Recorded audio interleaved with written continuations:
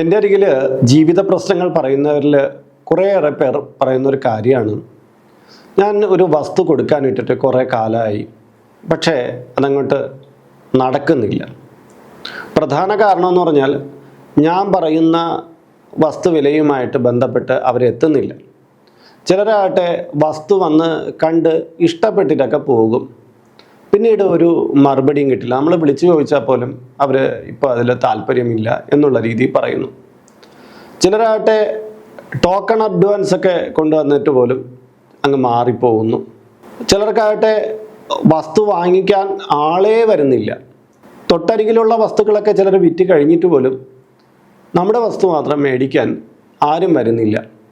ഇങ്ങനെ പല വിധത്തിലാണ് വസ്തു വിൽപ്പനയുമായി ബന്ധപ്പെട്ട് ആൾക്കാർ പരാതി പറയുന്നത്. ഇതെങ്ങനെയെങ്കിലും വിറ്റ് പോയാൽ മാത്രമേ അവരുടെ കാര്യങ്ങൾ നടക്കുള്ളൂ. കാര്യം നമ്മുടെ മലയാളികളുടെ ബഹുഭൂരിപക്ഷം പേരും അവരുടെ സമ്പാദ്യമെന്നുള്ള രീതിയിൽ അവർ സൂക്ഷിക്കുന്നത് വസ്തു മേടിച്ചിടുക, ആഭരണം മേടിച്ചു വയ്ക്കുക, സ്വർണ്ണാഭരണം മേടിച്ചു വയ്ക്കുക എന്നുള്ളതാണ്. സ്വർണ്ണാഭരണം മേടിച്ചു വയ്ക്കുന്നവർ അത് എത്രയും പെട്ടെന്ന് അവർക്ക് വിൽക്കാനോ പണയം വയ്ക്കാനൊക്കെ സാധിക്കുന്നു. പക്ഷേ വസ്തുവിനെ സംബന്ധിച്ചിടത്തോളം ഇന്നേ കാലഘട്ടത്തിൽ പെട്ടെന്ന് വിൽക്കുക എന്ന് പറയുന്നത് വളരെ പ്രയാസകരമായിട്ടുള്ള കാര്യമാണ്. കാരണം കുറച്ചു കാലം മുമ്പ്, 10 വർഷം മുമ്പൊക്കെ ഈ വസ്തുക്കൾക്കൊക്കെ നല്ല വിലയായിരുന്നു. അതായത് നമ്മുടെ വസ്തുവിന് അത് അർഹിക്കാത്ത വില പോലും നൽകി അത് ഏറ്റെടുക്കാൻ കുറേ പേർ നമ്മുടെ നാട്ടിലുണ്ടായിരുന്നു. ശരിക്കും പറഞ്ഞാൽ കള്ളപ്പണത്തിൻ്റെയൊക്കെ ഒരു കുത്തൊഴുക്കുണ്ടായിരുന്ന ഒരു കാലഘട്ടമാണ് അത്. അപ്പോൾ അവരുടെ കയ്യിൽ പണം കുമിഞ്ഞു കൂടുന്നു. അവർ വസ്തു അവർക്ക് എത്ര രൂപ വേണമെങ്കിലും മുടക്കാൻ തയ്യാറാണ്. അങ്ങനെ വാങ്ങിച്ച് കൂട്ടുന്നു. അപ്പോൾ ഈ വസ്തുവിൻ്റെ വില ഇങ്ങനെ കയറിപ്പോകുന്ന കണ്ടിട്ട് ഇനി ഈ വസ്തു ഇവിടെയെങ്കിലും നിൽക്കില്ല എന്ന് കരുതി സാധാരണക്കാരൻ അവരുടെ കയ്യിലിരുന്ന കാശ് മുടക്കിയിട്ടൊക്കെ വസ്തുവൊക്കെ മേടിച്ചിട്ടു. കാര്യം കയ്യിലിരിക്കുന്ന കാശ് വസ്തുവിൽ നിക്ഷേപിച്ച് കഴിഞ്ഞാൽ മകൻ്റെയോ മകളുടെയൊക്കെ കല്യാണം ആകുമ്പോൾ, അല്ലെങ്കിൽ അവരുടെ വിദ്യാഭ്യാസ കാര്യത്തിന് വേണ്ടിയിട്ട്, അങ്ങനെയൊക്കെ അവരുടെ ഫ്യൂച്ചർ ഗോൾസിന് വേണ്ടി പ്രയോജനപ്പെടുമല്ലോ എന്ന് വിചാരിച്ച് വസ്തുവിൽ റിയൽ എസ്റ്റേറ്റിൽ നിക്ഷേപം നടത്തി. എന്നാൽ കാര്യങ്ങൾ ഇന്ന് എത്തി നിൽക്കുന്നത് അങ്ങനെയൊന്നുമല്ല. വസ്തു വിൽക്കാൻ വളരെ പാടായിട്ടുള്ളൊരു കാലഘട്ടമായി. കാര്യം ഇതിന് പ്രധാന കാരണം കള്ളപ്പണത്തിൻ്റെ ആ ഒരു ഒഴുക്ക് ഇപ്പോൾ ഗണ്യമായി കുറഞ്ഞിരിക്കുകയാണ്. ഈ നോട്ട് നിരോധനം എന്ന് പറയുന്ന കാലത്തിന് ശേഷം ഈ പണമായിട്ട് കൈമാറാവുന്ന തുകയ്ക്ക് വളരെയധികം പരിധി ഉണ്ടായ ശേഷം ഈ പകുതി ചെറിയൊരു തുക കാണിച്ചിട്ട് കൂടുതൽ കയ്യിൽ കാശ് കൊടുത്താൽ കച്ചവടം നടക്കുമെന്നുള്ള കാര്യമൊക്കെ ഇപ്പോൾ മാറിയിട്ടുണ്ട്. കാര്യം കയ്യിൽ കാശ് വാങ്ങിച്ചാൽ, കൂടുതൽ കാശ് മേടിച്ചു വെച്ചാൽ അതെങ്ങനെ കണക്കിൽ കാണിക്കും, ഇൻകം ടാക്സ് വന്ന് പിടിക്കുമെന്നുള്ളത് കൊണ്ട് ആൾക്കാരെല്ലാം തങ്ങൾക്ക് തുക ബാങ്ക് വഴിക്ക് തന്നാൽ മതി എന്നുള്ള രീതിയിൽ അങ്ങനെ ചെയ്യാവൂ എന്നുള്ളതാണ് നിയമം. അപ്പോൾ അങ്ങനെ വന്നപ്പോൾ കള്ളപ്പണക്കാർക്കൊക്കെ ഈ എളുപ്പത്തിൽ ഈ വസ്തുവകകൾ വാങ്ങിച്ചു കൂട്ടാൻ പറ്റാതെ അങ്ങനെ വസ്തുക്കളുടെ ഡിമാൻഡ് കുറഞ്ഞു. മാത്രമല്ല ഇന്നത്തെ പുതുതലമുറയിലെ കുട്ടികൾക്ക് വിദേശ രാജ്യത്തേക്ക് പോകാനും അവിടെ തന്നെ സ്ഥിരതാമസം PR എടുത്തിട്ട് അവിടെ തന്നെ താമസിക്കാനുള്ള വാഞ്ചയും കൂടി. അപ്പോൾ അച്ഛനമ്മമാർ നാട്ടിൽ വലിയ കെട്ടിടമൊക്കെ കെട്ടി അവിടെ വസ്തുവൊക്കെ വാങ്ങിച്ചിട്ടാലും കുട്ടികൾക്ക് നാളൊരു കാലത്ത് അങ്ങോട്ടാണ് താമസിക്കാൻ താല്പര്യമെന്ന് മനസ്സിലാക്കുന്ന അച്ഛനമ്മമാർ പതിയെ ഈ വസ്തുവൊക്കെ വിറ്റിട്ട് അവരുടെ ഉപരിപഠനത്തിന് വേണ്ടിയിട്ട് അങ്ങോട്ട് തന്നെ വിനിയോഗിക്കാമെന്നൊക്കെ പലരും തീരുമാനിക്കുന്നുണ്ട്. പക്ഷെ വിൽക്കാൻ ചെല്ലുമ്പോഴാണ് മുമ്പത്തെ ഡിമാൻഡ് ഇന്ന് വസ്തുവകൾക്ക് ഇല്ല എന്ന് മനസ്സിലാക്കുന്നത്. കാര്യം ഒരു കാലത്ത് അന്ന് ആ ഭൂമിക്ക് അർഹിക്കാത്ത ഒരു തുക ആൾക്കാർ മുടക്കിയിരുന്നു. ഞാൻ പറഞ്ഞ 10-15 വർഷം മുമ്പ് ആ ടൈമിൽ അന്ന് 50,000 രൂപ പോലും വാല്യൂ ഇല്ലാതിരുന്ന, പെർസെൻറ്റിന് ഉണ്ടായിരുന്ന സ്ഥലത്ത് 2.5 ലക്ഷമൊക്കെ കൊടുത്ത് മേടിച്ച പലരുമുണ്ട്. അത് കാര്യം നാളെ വലിയ തുകയാവും, നാളെ ഇവിടെ ഭയങ്കര ഡിമാൻഡായി മാറുമെന്നൊക്കെ പറഞ്ഞ്. ശരിയാണ്, നഗരമധ്യത്തിലേക്കൊക്കെ പോകുമ്പോൾ ഡിമാൻഡുണ്ട്, ഇപ്പോഴും നല്ല ഡിമാൻഡാണ്. പക്ഷേ ഗ്രാമപ്രദേശങ്ങളിലേക്കൊക്കെ വന്ന് മേടിച്ചു കൂട്ടിയവർ വന്യമൃഗത്തിൻ്റെയൊക്കെ ശല്യം കാരണം കൃഷിയൊന്നും ചെയ്യാൻ പറ്റാതെ അവിടെയൊക്കെ ഉള്ളവർ കൂട്ടത്തോടെ വസ്തുക്കളെ ഉപേക്ഷിച്ച് പോവുകയാണ്. അതുകൊണ്ട് തന്നെ അവിടെയൊന്നും ഒരു ഡിമാൻഡും ഇല്ല. പലരും വന്ന് റബ്ബർ എസ്റ്റേറ്റുകളും മറ്റൊക്കെ മേടിച്ച് കൂട്ടിയത്. നാളെ കൂടുതൽ നേട്ടം ഉണ്ടാകും, അതിൽ നിന്ന് റബ്ബർ കറ പാലെടുത്ത് ധാരാളം സമ്പാദിക്കാമെന്നൊക്കെ പറഞ്ഞു വന്നപ്പോൾ ഇന്ന് അതൊന്ന് ടാപ്പിങ്ങിന് പോലും ആൾക്കാരെ കിട്ടാത്ത ഒരവസ്ഥയിലേക്ക് കാര്യങ്ങൾ വന്നു. അങ്ങനെ വസ്തുവിന് പൊതുവിൽ ഒരു ഡിമാൻഡ് കുറവുണ്ടായി. അത് നമ്മൾ പൂർണ്ണമായും മനസ്സിൽ വച്ചാൽ മാത്രമേ നമുക്കൊരു വസ്തു വിൽപ്പനയായിട്ട് ബന്ധപ്പെട്ട് മുന്നോട്ട് പോകാൻ പറ്റുള്ളൂ എന്ന് ആദ്യം മനസ്സിലാക്കണം. കാര്യം നമ്മൾ ഫ്യൂച്ചർ ഗോളിന് മനസ്സിലൊരു തുക വച്ചിട്ടുണ്ട്. നമ്മൾ അന്ന് മേടിച്ചത് ഇന്ന് ഇത്രയും രൂപയ്ക്ക് വിൽക്കാമെന്ന്. പക്ഷേ ഇന്നങ്ങനെ വിൽക്കാൻ പറ്റുന്നൊരു സ്ഥിതിയല്ല. കാര്യം നമ്മൾ അത്യാവശ്യമാണെന്ന് പറഞ്ഞു തന്നു കഴിഞ്ഞാൽ വാങ്ങിക്കാൻ വരുന്ന ആൾ വീണ്ടും വില കുറയ്ക്കും. അതല്ലേ നടക്കുന്നത്. നമ്മുടെ അത്യാവശ്യത്തിനനുസരിച്ച് അവൻ വില കുറയ്ക്കും. പിന്നെ കിട്ടുന്ന തുകയ്ക്ക് നമുക്ക് വിൽക്കേണ്ടുന്ന ഒരവസ്ഥ വരും. എന്നാൽ എല്ലാവർക്കും കിട്ടുന്ന തുകയ്ക്ക് അനുസരിച്ച് വിൽക്കാൻ പറ്റുമോ? കാര്യം അവർ മനസ്സിൽ കരുതി വെച്ചിരുന്ന കാശ് ഇത്രയേ ഉള്ളൂ, ഇതിൽ നിന്ന് കിട്ടിയാൽ മാത്രമേ അവരുടെ കാര്യങ്ങൾ നടന്നു കിട്ടുള്ളൂ. അങ്ങനെ ആകെ കൂടി പ്രശ്നങ്ങളായിട്ടാണ് പലരും നിൽക്കുന്നത്. നാളൊരു കാലത്ത് ഈ വസ്തുവിൻ്റെ വില കൂടിയേക്കാം. കാര്യം ഈ പരിതസ്ഥിതിയൊക്കെ മാറിയിട്ട് നാളൊരു കാലത്ത് ചിലപ്പോൾ കൂടിയേക്കാം. പക്ഷേ അത് എന്ന് പറഞ്ഞ ആൾക്കാർക്ക് വെയിറ്റ് ചെയ്യാൻ പറ്റില്ല. കാര്യം ഇന്നത്തെ കാര്യങ്ങൾ അവർക്ക് നിർവഹിച്ച് പോകണമല്ലോ. അപ്പോൾ വസ്തു വിൽപ്പന എന്ന് പറയുമ്പോൾ നമ്മളൊന്ന് മനസ്സിലാക്കേണ്ട കാര്യം, നമുക്കൊരു വസ്തു വിൽക്കുന്നതിന് നമുക്കൊരു യോഗമുണ്ട്, വാങ്ങിക്കുന്നതിന് യോഗമുണ്ട്, വിൽപ്പനയ്ക്കൊരു യോഗമുണ്ട്. നമ്മൾ ഒന്ന് ശ്രദ്ധിച്ചാൽ അറിയാം, നമ്മളൊരു വസ്തു എത്രത്തോളം വിൽക്കാൻ ശ്രമിച്ചാലും ചിലപ്പം വിൽക്കില്ല. വിറ്റ് കഴിഞ്ഞതിന് ശേഷം നമ്മൾ ഒരു കുറഞ്ഞ തുകയ്ക്കായിരിക്കും വിൽക്കുന്നത്. വിറ്റ് കഴിഞ്ഞതിന് ശേഷം ഒരു 2-3 ആഴ്ച കഴിഞ്ഞ് നമ്മളതിന് മേടിച്ച ആൾ അതിനെ മറിച്ച് വിൽക്കും. മറിച്ച് വിൽക്കുന്നതോ ചിലപ്പോൾ നമുക്ക് തന്നതിൻ്റെ ഇരട്ടി തുകയ്ക്കായിരിക്കും, അത്രയും ലാഭം നേടിയിട്ടായിരിക്കും അയാൾ മറിച്ച് വിൽക്കുന്നത്. അതിന് പ്രധാനമായിട്ട് മനസ്സിലാക്കണം, നമുക്ക് വിൽപ്പന യോഗം കുറവുള്ള വ്യക്തിക്ക് അങ്ങനെ പറ്റും. നമ്മുടെ ചുറ്റുപാടുകളിലുള്ള വസ്തുക്കൾക്ക് നല്ല മൂല്യം കിട്ടും. പക്ഷെ നമ്മൾ വിൽക്കാൻ ചെന്ന് കഴിഞ്ഞാൽ വാങ്ങിക്കാൻ വരുന്ന ആളിങ്ങ് കീഴെയുള്ള വിലയെ പറയൂ. അത് നമുക്ക് ക്രയവിക്രയത്തിൽ വിക്രയങ്ങൾക്ക് വളരെയധികം തടസ്സമുള്ളത് ഒരു വ്യക്തി എന്നുള്ളതാണ്. നമുക്കത് വളരെ താഴ്ന്ന വിലയെ നമുക്ക് എവിടെയെങ്കിലും കിട്ടുള്ളൂ. ഇതേ വ്യക്തി ഒടുവിൽ വിറ്റിട്ട് വേറൊരിടത്ത് മേടിക്കാൻ ചെന്ന് നോക്കട്ടെ, അപ്പോൾ അയാൾക്ക് അവിടെ ഉയർന്ന തുകയ്ക്കായിരിക്കും കിട്ടുന്നത്. അയാൾക്ക് അവിടെ ലാഭം കിട്ടില്ല. ചുറ്റുപാടുകളുള്ളവർക്കൊക്കെ താഴ്ന്ന വിലയ്ക്ക് കിട്ടിയ വസ്തു ഇയാൾ ചെന്ന് ചോദിക്കുമ്പോൾ അത് ഉയർന്ന വിലയായിരിക്കും. അങ്ങനെയൊക്കെ ഈ വ്യക്തിക്ക് പറ്റും. അത് ഓരോരുത്തരുടെയും ജാതകത്തിലും അങ്ങനൊരു പ്രശ്നമുണ്ട്. ചിലർക്ക് വസ്തു മേടിച്ച് വിൽക്കുന്നതിലൊക്കെ നല്ല ലാഭം ഉണ്ടാക്കാൻ പറ്റുന്നുണ്ട്. അവർ പരാതി പറയില്ലല്ലോ. പരാതി പറയുന്നത് വസ്തു വിൽക്കാതെ കിടക്കുന്ന ആൾക്കാരായിരിക്കുമല്ലോ. അപ്പോൾ നമ്മളിപ്പോൾ മനസ്സിലാക്കേണ്ടത് നമ്മുടെ ഇപ്പോഴത്തെ പരിതസ്ഥിതി എന്താണ്, അത്യാവശ്യം എന്താണ് എന്നുള്ളത് മുൻനിർത്തിയിട്ട് വേണം നമ്മൾ അത് വസ്തു കൊടുക്കണോ വേണ്ടോ എന്നൊക്കെയുള്ള കാര്യത്തിൽ ചിന്തിക്കാൻ. ചിലപ്പോൾ നമ്മുടെ ആവശ്യം തൊട്ടടുത്ത് വന്ന് നിൽക്കുന്നു. ഉദാഹരണത്തിന് ഒരു 60,000 രൂപയുടെ വസ്തു അത് കിട്ടുമെന്ന് ഉറപ്പുണ്ട്. പക്ഷേ വന്ന് പറയുന്നവരെല്ലാം ഒരു 45,000 രൂപ, 30,000 രൂപ ഇതൊക്കെ പറഞ്ഞാൽ നമുക്ക് കൊടുക്കാൻ പറ്റില്ല. പക്ഷേ നിങ്ങളുടെ അത്യാവശ്യം ഇവിടെ മുന്നിൽ നിൽക്കുകയാണെങ്കിൽ നിങ്ങൾക്ക് ചിലപ്പോൾ 45,000 രൂപയ്ക്ക് വന്ന് പറഞ്ഞ ആളിന് കൊടുക്കേണ്ടി വരും. നമ്മുടെ അത്യാവശ്യമാണ് അവിടെ പ്രധാനം. എന്നാൽ ചില വ്യക്തികളാണെങ്കിൽ ഇവരുടെ അത്യാവശ്യം പെരുകി വരും, കടങ്ങൾ കൂടി വരും. ഞാനിനി എങ്ങനെയൊക്കെ ആയാലും ഈ 60,000 രൂപ കിട്ടിയിട്ടേ കൊടുക്കുള്ളൂ എന്ന് പറഞ്ഞ് അതിനെ ഇങ്ങനെ നീട്ടി കൊണ്ടുപോകും. അപ്പോൾ ബാങ്കിൽ നിന്നുള്ള ജപ്തി എല്ലാം തൊട്ടടുത്തെത്തും. പിന്നീട് അവിടെ കിട്ടണ വിലയ്ക്ക് വിറ്റാൽ മതി എന്നും പറഞ്ഞ് കിടന്ന് ഓടും. കിട്ടണ വിലയ്ക്ക് വിൽക്കാൻ ചെല്ലുമ്പോഴോ ഈ നേരത്തെ പറഞ്ഞ 45,000 ആളിനെ കാണില്ല, 30,000 പറഞ്ഞ ആളിനെ കാണില്ല. ചിലപ്പോൾ അത് ജപ്തിയായിട്ട് പോകും, ചിലപ്പം ഈ 30,000 കീഴേ ഇവർക്ക് വിറ്റ് പോകും. അതുകൊണ്ട് നമ്മൾ പ്രധാനമായിട്ട് മനസ്സിലാക്കേണ്ടത്, നമുക്ക് ആദ്യം കുറച്ച് നമ്മൾ വിൽക്കാൻ അത്യാവശ്യമുള്ള കാര്യത്തിന്, ഇപ്പം ഒരു 5 വർഷത്തിന് ശേഷമാണ് അത്യാവശ്യം ഉണ്ടെങ്കിൽ ഇപ്പോഴും വസ്തു വിൽക്കുന്ന ആൾ ഒരു ബുദ്ധിപൂർവ്വം കയ്യിലിരിക്കുന്ന വസ്തുവിന് ഡിമാൻഡ് ഇട്ട് മുന്നോട്ട് പോവുകയും 1-2 വർഷത്തിനുള്ളിൽ തന്നെ ഈ വസ്തു വിൽക്കണം എന്നുള്ള തീരുമാനത്തിൽ നല്ലൊരു തുകയിലെത്തുമ്പോൾ അത് വിൽക്കുകയും വേണം. അത്യാവശ്യം അടുത്തെത്തിയിട്ട് വസ്തു വിൽക്കാമെന്ന് പറഞ്ഞ് കാത്തു വയ്ക്കുന്ന എല്ലാവർക്കും വളരെയധികം പ്രയാസങ്ങൾ വന്നു ചേരും. അത് ഉറപ്പായ കാര്യമാണ്. വസ്തു എന്ന് പറയുന്നത് ലിക്വിഡിറ്റി ഇല്ലാത്തൊരു കാര്യമാണ്. എന്നേ കാലഘട്ടത്തിലും നമുക്ക് ആവശ്യത്തിന് സമയത്ത് അതിൽ നിന്ന് നമുക്ക് വരുമാനം കിട്ടാതെ പോകും. വിറ്റിട്ടുള്ള വരുമാനമാണ്. നമ്മൾ വിറ്റ് കഴിഞ്ഞതിന് ശേഷം അത് മേടിക്കുന്ന ആൾ ചിലപ്പോൾ നമ്മളെക്കാളും 2 ഇരട്ടി വിലയ്ക്ക് അത് വിൽക്കുന്നത് കാണുമ്പോൾ നമ്മുടെ മനസ്സ് വല്ലാതെ ഉരുകും. അതുകൊണ്ട് വസ്തു കച്ചവടം എന്ന് പറഞ്ഞാൽ വലിയ തന്ത്രങ്ങളുടെ ഒരു മേഖലയാണെന്നുള്ള തിരിച്ചറിയണം. നമ്മൾ ആവശ്യത്തിനനുസരിച്ചാണ് നമ്മളതിൽ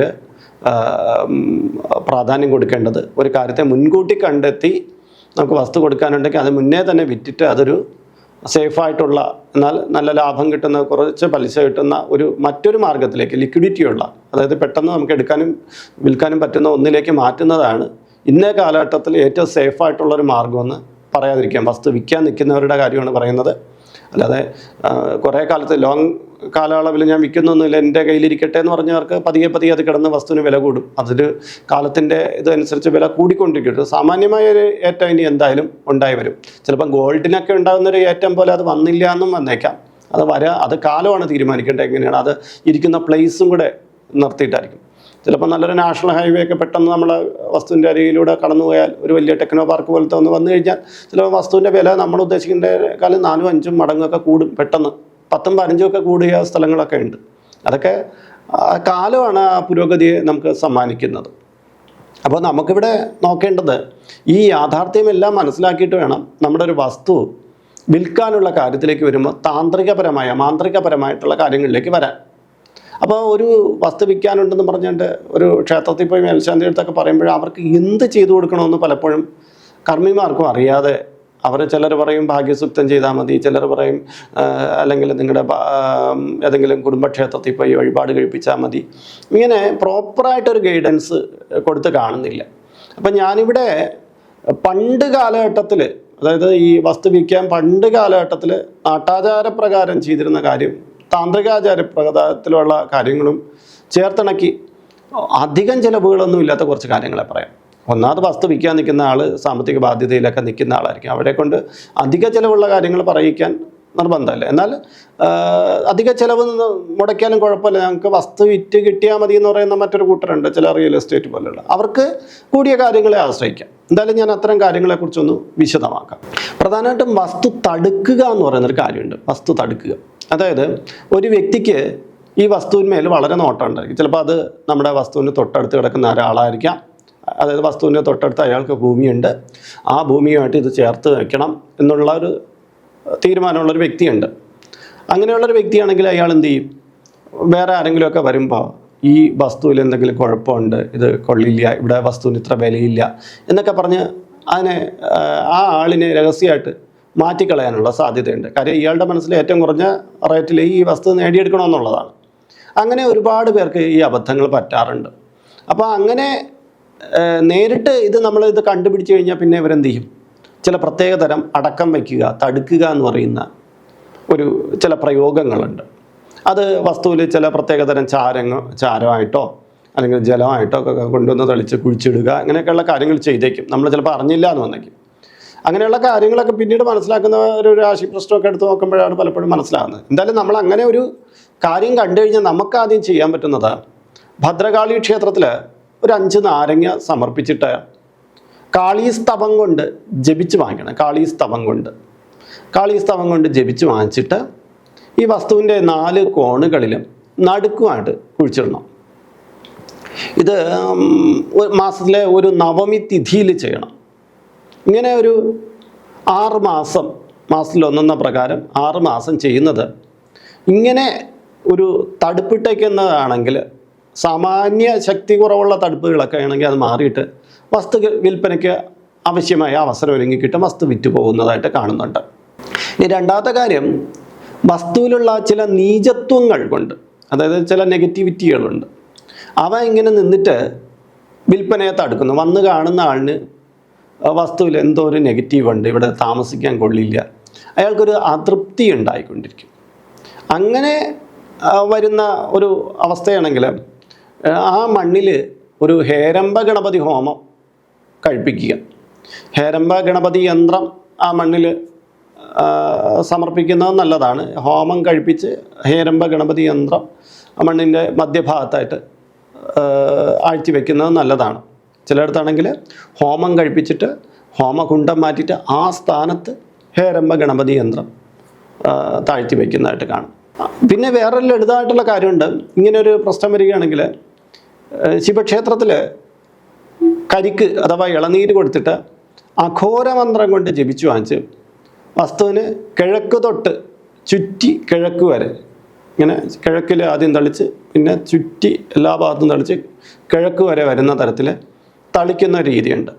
അത് ത്രയോദശി തിഥി തോറും അത് 7 മാസം അത് ചെയ്യുകയാണ് ഉത്തമം. പിന്നെ സർപ്പദോഷത്താലാണ് ഈ വസ്തുവിന് തടസ്സം. നമുക്ക് തന്നെ അറിയാൻ പറ്റും ഈ മണ്ണ് സർപ്പദോഷമുള്ള മണ്ണാണ്, അതും തടഞ്ഞു നിൽക്കും. അങ്ങനെ തടഞ്ഞു നിൽക്കുമ്പോൾ നമ്മൾ അങ്ങനെയുള്ള മണ്ണിൽ ഗരുഡയന്ത്രം സ്ഥാപിക്കുകയും അനന്തനാഗരാജ പൂജ നടത്തുകയും ചെയ്യാറുണ്ട്. അനന്തനാഗരാജ പൂജ അവിടെ തന്നെ വേണമെന്നില്ല, അതൊരു മഠത്തിൽ ചെയ്തിട്ട് ഈ യന്ത്രം മാത്രം സ്ഥാപിച്ചാലും മതിയാകും. പിന്നെ ശത്രുദോഷങ്ങൾ കൊണ്ട് ആണ് ഇത് ഇങ്ങനെ തടുത്ത് നിൽക്കുന്നതെങ്കിൽ, അതൊരു രാശി പ്രശ്നപ്രകാരം നോക്കുമ്പോഴേ അത് അറിയാൻ പറ്റുള്ളൂ ആ തടുപ്പ്. അങ്ങനെ നിൽക്കുകയാണെങ്കിൽ ശത്രുബാധ നിവർത്തക യന്ത്രം കലശമായിട്ട് ചിലപ്പോൾ 1 വേണ്ടി വരും, ചിലതിൽ 5 വരെ വേണ്ടി വരും. അത് തയ്യാറാക്കി സ്ഥാപിക്കേണ്ടി വരും. ഇതിലൊന്നും കാര്യങ്ങൾ നിന്നില്ലെങ്കിൽ 7 പൗർണമികളിൽ, ഏറ്റവും കുറഞ്ഞ പക്ഷേ 7 പൗർണമികളിലാണ് വിശ്വേശ്വര ഹവനം നടത്തുന്നത് ഏറെ ഉത്തമമാണ്. വിശ്വേശ്വര ഹവനം നല്ല ചിലവുള്ള കാര്യമാണ്. ചില കർമ്മിമാർ വിശ്വേശ്വര ഹവനം നടത്തി കൊടുക്കുമ്പം മുന്നേ കൂട്ടി തുക മേടിക്കില്ല. പകരം എന്ത് ചെയ്യും, ആ വസ്തു വിറ്റ് പോയിട്ട് അതിൻ്റെ ഇത്ര ശതമാനം എന്നൊക്കെയുള്ള രീതിയിൽ വാങ്ങിക്കും. ചിലരാണെങ്കിലോ വിശ്വേശ്വര ഹവനം നടത്തുമ്പോൾ അതിന് ഇത്രയും തുകയുണ്ട് എന്ന് പറഞ്ഞ് തന്നെ മേടിക്കും. മറ്റത് ഈ ആൾക്ക് ഇന്ന ഒരു രീതിയിൽ വിറ്റ് പോകുമ്പോൾ മാത്രം എനിക്ക് തന്നാൽ മതി എന്നുള്ള രീതിയിൽ, അത് ചിലപ്പം ഈ വിൽക്കുന്ന ആളിന് വലിയ നഷ്ടം വരുത്തുന്ന കാര്യമില്ല. കാര്യം അയാൾക്ക് കാര്യം നടന്നു കിട്ടുമല്ലോ. മറ്റത് ചിലയിടത്ത് വിശ്വേശ്വര ഹവനത്തിന് വേണ്ടി ഒരുപാട് പണം മുടക്കിയിട്ട് കാര്യവും നടക്കാതെ പോയ ചില വ്യക്തികളെ നമുക്കറിയാം. അത് ഓരോരുത്തരുടെയും ഓരോ രീതിയാണ്. ഇനി ശൂലിനി പോലുള്ള ഹവനം നടത്തുന്ന ആൾക്കാരുമുണ്ട്. മറ്റ് രഹസ്യമായിട്ടുള്ള ചില കർമ്മങ്ങളുണ്ട് ഈ വസ്തു വിൽപ്പനയുമായി ബന്ധപ്പെട്ട്, അതാത് കർമ്മികൾക്ക് മാത്രമായിട്ട് അറിയാവുന്ന ചില കാര്യങ്ങളുമുണ്ട്. അത് അവരെ പ്രോപ്പറായിട്ട് നിങ്ങൾക്ക് പറഞ്ഞു തരില്ല. പകരം അത് ഇന്ന കാര്യങ്ങൾ ചെയ്യൂ എന്ന് മാത്രം അവർ പറഞ്ഞു തരും. അത് അവരുടെ ഒരു രഹസ്യമായിട്ട് തന്നെ സൂക്ഷിക്കുന്ന കാര്യമായിരിക്കും. അങ്ങനെ വസ്തു വിറ്റ് പോവുകയും ചെയ്യുന്ന ആൾക്കാരുണ്ട്. അപ്പോൾ പ്രധാനമായിട്ട് നമ്മൾ മനസ്സിലാക്കേണ്ടത്, നമ്മുടെ ആവശ്യകത അനുസരിച്ച് കിട്ടാവുന്ന ഒരു നല്ല റേറ്റ് കിട്ടിക്കഴിഞ്ഞാൽ, നമ്മൾ വിൽക്കാനിട്ടേക്കുന്നതിൽ നിന്ന് ഒരു 10% കുറവാണെങ്കിലും ഇപ്പോഴത്തെ ഒരു കാലഘട്ടത്തിൽ വിറ്റ് പോകുന്നത്, കുറേ കാലത്ത് തടസ്സപ്പെട്ട് കിടക്കുന്ന ആൾ അങ്ങനെ ഒരു തീരുമാനം എടുക്കുന്നതിൽ തെറ്റൊന്നുമില്ല. കാര്യം നമ്മൾ വിൽക്കാറങ്ങിയിട്ട് ആ പിറ്റേ ദിവസം തന്നെ ഭയങ്കരമായിട്ട് വില താഴ്ത്തി വിൽക്കേണ്ട ആവശ്യമില്ല. പക്ഷേ നമുക്ക് തുടർച്ചയായിട്ട് നമുക്ക് വളരെയധികം തടസ്സം വരുന്നുണ്ടെങ്കിൽ കുറച്ചുകൂടി വസ്തുവിൻ്റെ വില കുറച്ച് വിൽക്കാനൊക്കെ ഉള്ള ശ്രമം നമ്മൾ സ്വാഭാവികമായിട്ട് എടുക്കണം. ഒപ്പം തന്നെ ഇത്തരം കാര്യങ്ങളും കൂടി ചെയ്യുന്നത് വസ്തു വിൽപ്പനയ്ക്ക് നല്ലതായിട്ടുള്ള ഒരു കാര്യമായിട്ട് തോന്നുന്നുണ്ട്. ഇത്രയും കാര്യങ്ങളൊക്കെ ചെയ്തിട്ട് നിങ്ങളുടെ വസ്തു കച്ചവടം നന്നായിട്ട് നടന്നു പോയിട്ടില്ലെങ്കിൽ അത് കൃത്യമായിട്ടൊരു കർമ്മിയായിട്ട് നോക്കിയിട്ട് നിങ്ങൾക്ക് വിശ്വാസമുള്ള ഒരാളെ സമീപിച്ചിട്ട് ഇതിന് വേണ്ടുന്ന പൂജാക്രിയകളൊക്കെ ചെയ്യുന്നത് ഗുണകരമായിരിക്കും എന്നാണ് ഇവിടെ എനിക്ക് പറയാനുള്ളത്. യാഥാർത്ഥ്യ ബോധത്തോടു കൂടിയേ മാത്രം കാര്യങ്ങൾ സമീപിക്കുക. നമ്മൾ നിൽക്കുന്ന കാലം നമ്മുടെ ആവശ്യകതയൊക്കെയാണ് പ്രധാനം. അപ്പോൾ ഇന്നത്തെ വീഡിയോ നിങ്ങൾക്ക് ഏവർക്കും പ്രയോജനപ്രദമായിരിക്കും എന്ന് കരുതുന്നു. ഇതുമായി ബന്ധപ്പെട്ട നിങ്ങളുടെ സംശയങ്ങൾ, നിങ്ങളുടെ അഭിപ്രായങ്ങൾ, ഇത്തരം പൂജകളുമായി ബന്ധപ്പെട്ട എന്തെങ്കിലും നിർദ്ദേശങ്ങൾ വേണമെങ്കിൽ അതെല്ലാം നിങ്ങൾക്ക് ഇതിൻ്റെ കമൻറ്റ് ബോക്സിലോ അല്ലെങ്കിൽ നമ്മുടെ വാട്സപ്പ് നമ്പറിലേക്ക് മെസ്സേജ് ചെയ്തോ അറിയിക്കാവുന്നതാണ്. അപ്പോൾ ഇതിനെക്കുറിച്ച് കൂടുതൽ ഡീറ്റെയിൽ ആയിട്ടുള്ള കാര്യങ്ങൾ നമ്മുടെ വാട്സപ്പ് ചാനലിലൂടെ ആയിരിക്കും പറയുന്നത്. ആ ചാനലിൽ നിങ്ങൾ ഇതുവരെയും ജോയിൻ ചെയ്തിട്ടില്ലെങ്കിൽ ഇതിൻ്റെ കീഴെ ഡിസ്ക്രിപ്ഷൻ ബോക്സിലും കമൻറ്റ് ബോക്സിലും അതിൻ്റെ ലിങ്ക് ഉണ്ട്. അതുവഴിക്ക് നിങ്ങൾക്ക് ആ ചാനൽ ജോയിൻ ചെയ്യാവുന്നതാണ്. ഇപ്പം ജോയിൻ ചെയ്യുന്നവർക്ക് അവരുടെ പിറന്നാളിനും അവരുടെ കുടുംബ അംഗങ്ങളുടെ പിറന്നാളിനും ഇവിടെ ചില അർച്ചന കാര്യങ്ങളൊക്കെ ചെയ്തു കൊടുക്കുന്നുണ്ട്. അപ്പോൾ അത് നിങ്ങൾക്ക് പ്രയോജനപ്പെടുത്താം. ഈ ചാനൽ കണ്ടുകൊണ്ടിരിക്കുന്നവർക്ക് ഇവിടെ നടക്കുന്ന ചില പൂജാ പ്രാർത്ഥനകളിൽ ഉൾക്കൊള്ളിക്കാൻ വേണ്ടിയിട്ട് നിങ്ങളുടെ പേര്, നിങ്ങളുടെ വയസ്സ്, നിങ്ങളുടെ നക്ഷത്രം ഇവ ഒന്ന് രേഖപ്പെടുത്തിയാൽ മതി. 1 മാസത്തേക്ക് ഇവിടെ നടക്കുന്ന പൂജാ പദ്ധതികളിലൊക്കെ നിങ്ങളെ ഉൾക്കൊള്ളിക്കാൻ പറ്റും. കൂടുതലായിട്ട് നിങ്ങൾക്ക് പൂജാ പദ്ധതികളിലെല്ലാം തുടർച്ചയായിട്ട് പങ്കെടുക്കണമെങ്കിൽ ഇതിൽ അപ്ലോഡ് ചെയ്യുന്ന എല്ലാ വീഡിയോകളുടെ കീഴെയും നിങ്ങളുടെ പേര്, നിങ്ങളുടെ വയസ്സ്, നിങ്ങളുടെ നക്ഷത്രം ഇവ രേഖപ്പെടുത്തിയാൽ മതിയാകും. അപ്പോൾ ഇതിൽ കാണുന്നത് എൻ്റെ വാട്സപ്പ് നമ്പറാണ്. ജ്യോതിഷ സംബന്ധമായ, പൂജാ സംബന്ധമായ അപ്പോയിൻമെൻറ്റിനാണ് ഇത് നൽകിയിരിക്കുന്നത്. നേരിട്ട് വിളിച്ചു കഴിഞ്ഞാൽ കിട്ടുകയില്ല. നിങ്ങളുടെ പേര്, നിങ്ങളുടെ സ്ഥലം ഇവ രേഖപ്പെടുത്തി വാട്സപ്പിലൂടെ മെസ്സേജ് ചെയ്താൽ മതി. അപ്പോൾ അഡ്മിൻ നിങ്ങൾക്കൊരു മാർഗ്ഗനിർദ്ദേശം നൽകുന്നതാണ്. ആ മാർഗ്ഗനിർദ്ദേശം അനുസരിച്ച് അപ്പോയിൻമെൻ്റ് എടുത്തിട്ട് വിളിക്കാവുന്നതാണ്. അപ്പോൾ മറ്റൊരു വീഡിയോയിൽ മറ്റൊരു വിശേഷവുമായി വീണ്ടും കണ്ടുമുട്ടും വരെ എല്ലാവർക്കും നമസ്കാരം. നിങ്ങളുടെ സ്വന്തം RJ അയ്യർ, ഹരിചന്ദന മഠം.